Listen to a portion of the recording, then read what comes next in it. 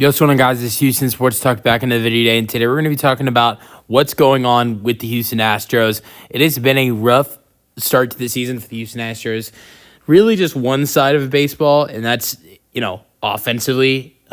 Pitching-wise, I think this Astros team's actually been really solid. If you don't include Framber Valdez's rough start yesterday against the Giants, the Astros' first time around their starting rotation, Framber's first start, and Hunter and Spencer's starts against the Mets, and then Rennell and Hayden Wesneski against the Giants on Monday and Tuesday. The Astros starting rotation posted a 2.79 ERA throughout their first time throughout the rotation. If you look at last season, the pitching rotation had like a 4.5 or 4.7 ERA through their first time through the rotation. And that, keep in mind that includes a no-hitter from Rennell Blanco. So I don't even want to know what that ERA is if you don't include Rennell Blanco's no-hitter last year, and you look at the ERA for the first time throughout the rotation without Rennell. Because I don't think the Astros starting pitching was this good last year, at least when the season started off. And so that's the one positive thing I can look at for this Astros team. Now, but one thing we can look at that has not been good is this offense. This offense has been really bad. Only 12 runs through 6 games, only 2 home runs, and only 3 extra base hits. 4 extra base hits in this season. 2 home runs for Altuve and Pena, and a double for Jordan and a double for Isak. Those are the only Astros extra base hits. And this team has been really bad. Here's the craziest thing. Yesterday when the Astros lost to the Giants 6-3, I know there's a lot of complaints about what the Astros did offensively. I'm not saying they were good, but how about the fact that was basically the best we've seen the offense? It really was. 3 runs, which is tied for the most runs we've seen this year. The Astros have only reached 3 runs twice. 7 hits yesterday for the Astros, which we've seen for the third time. The Astros have reached 7 hits so far this year. The Astros have reached 7 hits in 3 of their 6 games so far, but have not gone over that number. And then 5 walks yesterday, which is tied for the most walks the Astros have had in a game this season, which going back to opening day, the Astros had 5 walks and haven't had as much since yesterday. And 2 for 7 with runners in scoring position. 2 for 7 isn't good, but that's one of the best runners in scoring position, numbers the Astros have had all season. You want to look at the other games. First game of the season, the Astros went 1 for 8 with runners in scoring position. Second game, 0 for 5. Third game against the Mets in this series finale, 0 for 4. And look, game 1, game 2, game 1, game 3 of those series, those are wins, even though they're 1 for 8 and runners in scoring position, 0 for 4, mainly because of the pitching. Game 4, which was the opening game of the Giants series, 2 for 6 in runners in scoring position, and then game 5, 0 for 2, with runners in scoring position, which was the second game of the series. And then yesterday was 2 for 7.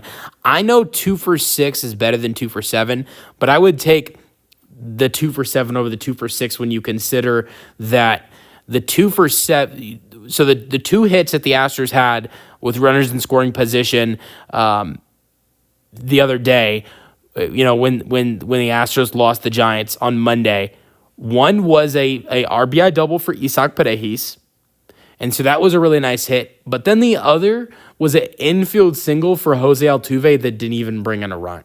So, but then you look at yesterday's game, the 2 hits that the Astros had, with runners in scoring position, both of them brought in runs. Zach DeZinzo's RBI single and Jordan Alvarez 2 RBI single. So, I know, 2 for 6 versus 2 for 7, it's not much of a difference. And, how 2 for 6, 2 for 7 is like around the same. That's like just literally almost the same. But then you got the fact that one of the hits when they went 2 for 6 was an infield single that didn't really do anything. And then both of the Astros hits that they had yesterday with runners in scoring position both brought in runs. So I think yesterday it's hard to say this because, this offense has been so bad, and it's like, it's so painful to say this, but yesterday it was actually a good day for the Astros offense if you compare to if you compare to other days. So, yeah. But I hope this team gets together soon. Here's the thing I want to say. There are way too many fans that freak out about we have so many. The Astros, I don't understand it. Look, I'm worried about the way this offense has been so far. I'm not saying, oh yeah, we're still a World Series contender. You got some fans that will still act like, oh yeah, this team's still a World Series contender. They'll be fine. I don't know if this team will be fine, but I know there's nothing to overreact with this team, at least just so far this yet. Let's look at what this team was last year. They were 7-19, and they somehow came back from being 7-19 to being a division winner. And look, if they were to fall, if they were to get a little bit off the bad start this year, it's a bad division. Maybe, look, I don't think. Honestly, this year I don't think you can start off 7-19 and come back, because I think the Rangers this year are better, and I think that makes it harder. And I think the Angels might be a little bit more improved compared to other years. So I think it's a little bit harder if you start off 7-19, which I don't think is going to happen for this team. But this team has got off slow starts for years. This has happened almost every year since 2019 that I can think of. If you remember, guys, 2019, the Astros, one of the best teams I've ever watched, didn't even look that good to start off the season. So I think it's way too crazy and to overreact over these things. And people that talk about, oh yeah, Alex Bregman, he's gone, and that's a big reason why the Astros are struggling.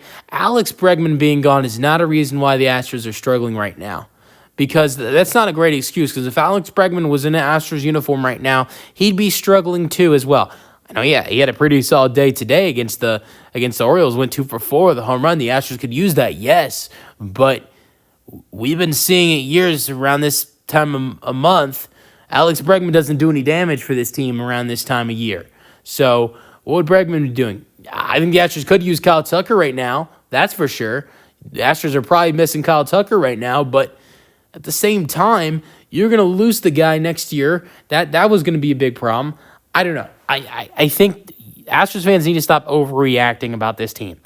I would say let's wait to fully judge this team around 26 to 30 games in. I say 26 because the Astros last year started off a terrible 7-19, and honestly, 7-19 when they were 7-19, I had this small bit of hope that the Astros could turn it around, but it felt really bad for the team. So let's see where they are 26 to 30 games in. I don't even think that's enough determination of where the team's going to be. I don't think you really know until 50, 60 games in. But let's not start to, say any stupid stuff before 26 to 30 games in. And so far, this team is only 6. You still got another 20 or 24 games left to go before I think this team really needs to be judged on. And if this team is better than 7-19 before the 26 game mark, I'm happy. Look, I'm not saying 8-18 I'm going to be okay, but I think that this team it's way too early, because they have shown for years they are late bloomers. Not just last year, the year before that, most seasons of the last 5 seasons I recall. Let me know your thoughts on the Astros slow start in the comment section, and peace out.